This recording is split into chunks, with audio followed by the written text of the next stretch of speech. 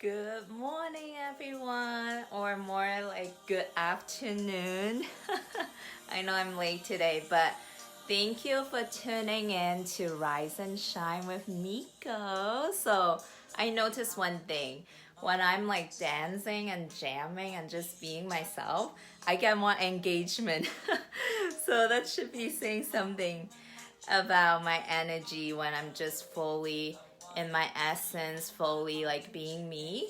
And I encourage you guys to kind of give it a try. Like if you're just dancing, you let go of so much, like your insecurities, your doubts, your fears. When you're just in the moment enjoying yourself, like that's powerful. But anyway, story time.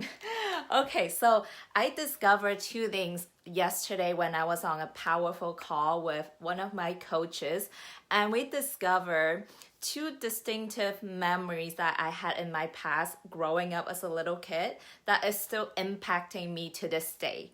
And this is true for a lot of you guys, pretty much everyone, unless you take the time to really heal and release any of the pain that you had growing up from little incidents that happened, right? So my incident that happened with me was I remember distinctively one day it was in elementary school.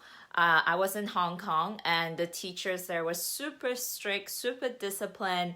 And for some reason, one day when it was lunch break, I had this genius idea that I was going to decide to stay back. I actually hid behind the teacher's table. I don't know how I pulled that off, but I hid behind the table, and then when everyone left the room, the teacher was gone. No one was supposed to be in there, but I somehow stayed behind.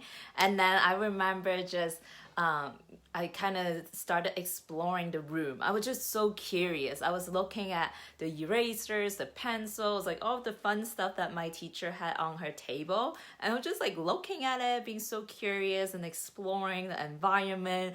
And it was like that risk taker part, like personality of me came out. I just wanted to explore. I knew that I wasn't supposed to be in that classroom.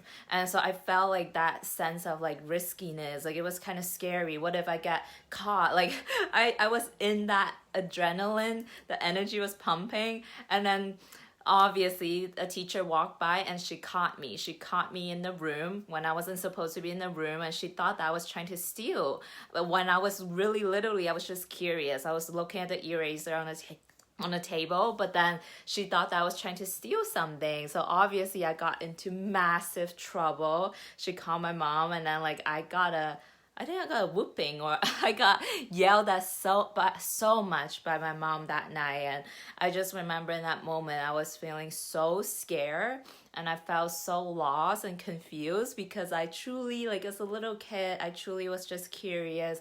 I truly just wanted to explore. Like I didn't have any intentions of taking anything or stealing anything, but I got so much pain from that experience, like at that moment. And I understood now looking back, it's like at that time we were getting ready to come here to the United States. So like, and it took us, I think about 10 years to even get the visa to immigrate from Hong Kong to America. So like I understood like the anger and the frustration coming from my mom at that time. She was so mad at me. She thought I would get us into legal trouble, and then that would delay our process in moving to America. So she really yelled at me at that time.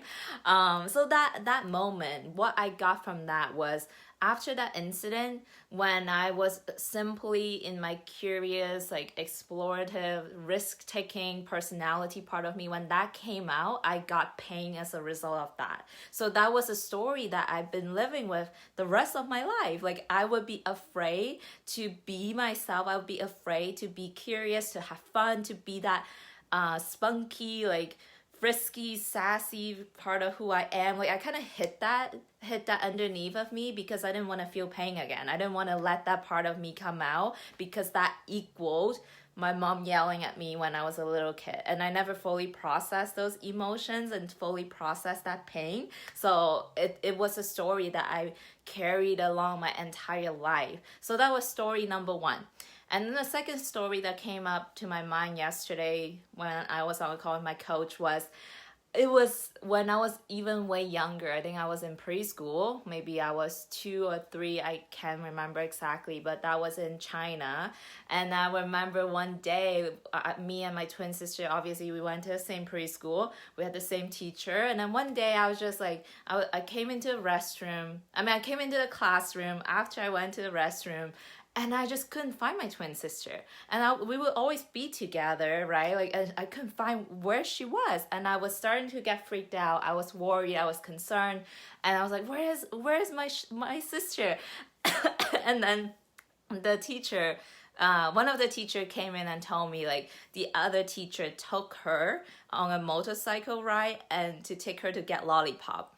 And then in that moment, I was like, oh my God, why didn't she take me? Like, why did she take my sister and she didn't take me? Because like we always did things together. So in that moment, I had this story. I told this story to myself that I was not good enough or I was second best, right? Like my sister is always the one who gets everything. Like in that moment, that was the story that was ingrained in my being, that I was just not good enough. Like, my teacher had to choose her over me. Like, it was like such a special privilege to go out there, go out of the classroom, get on a motorcycle ride, get lollipop. Like, as a little kid, I just felt so rejected. I felt abandoned. I felt unloved. I felt all of those emotions, and I never processed it. And that was the story that became a part of my life up until like this point.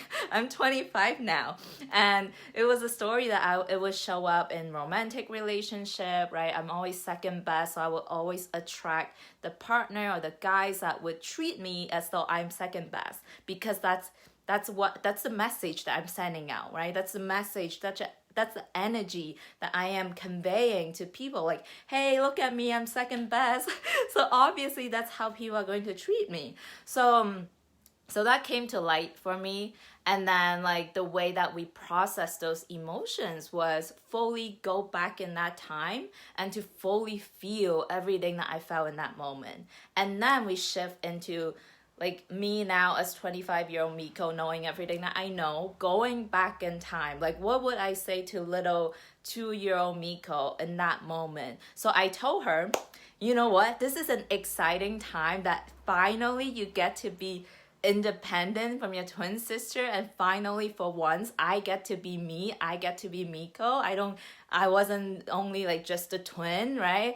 And then I get to explore, and I still get to have a good time in the classroom. And then like I told that little version of Miko was like, the teacher could only really take one kid at a time on the motorcycle. There was no way on earth that she could have fit me and my sister on the same little tiny motorcycle. And maybe at that time I was not in the classroom.